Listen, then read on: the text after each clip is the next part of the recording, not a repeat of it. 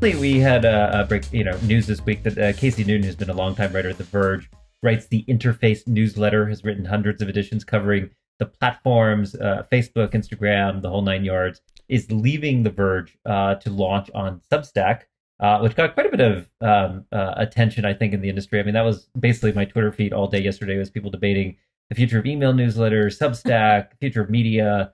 I thought it was a bold bet. I hope he succeeds. He has the newsletter is going to launch next month I think it's called The Platformer. Might be getting that wrong. I don't think it's just the platform. It's The Platformer. Yes. And you can sign up on Substack. So, I mean, another person going into the Substack universe, it's getting lonely out here in big corporate media world. I was listening to Casey talk about this on Clubhouse yesterday, and he mentioned... Oh, God. Actually, I'm so glad you did. I'm sorry. Tell us what he said. So yeah, I'll make fun of myself for being on Clubhouse. I don't have any hot take on it, which is why I haven't blogged about it or brought it up, because I didn't want to get roasted by anyone on this equity team.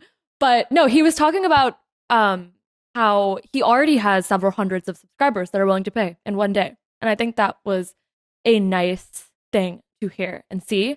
Also, he has a mystery tier, which is you can pay kind of as much as you want, which was also cool. And he said a couple of people have bit that way too. And so I don't know. I'm always going to support a journalist making money. Yeah. I mean, this is, so to be clear to everyone listening to the show, like, I think a great chunk of journalists who currently work for big media have their eye on what Casey is doing, on what Alex Kay from BuzzFeed News is doing, which is setting out on their own. One of the most compelling things that Casey Newton said in his, I forget if this was the Twitter storm or the post that I read or whatever the hell, he said there's uncapped upside. A media company is going to never pay you more than X, right? So you can't ever make more than that. But if you build your own pub and it goes well, which for most people it won't, because it's going to be kind of a niche thing and so forth, but like, it can, in fact, make you a lot more money. Everyone wants to be Ben Thompson from Steckery. Everyone wants to make that kind of money. One person does. Maybe the answer will be 7 people that can do it. I'm not surprised that Casey is doing this, given his personal brand and his newsletter that's done so well, and also the fact that he's just lovely. He's very, very smart. He's a lovely person, and people like him a lot. So it's a great combination of things. He is lovely. And but that said, Ben, Casey, and Alex are all white guys. And I think that the access on who can start an email newsletter is something we should all continue to track. I tweeted at Substack yesterday asking them for their diversity metrics.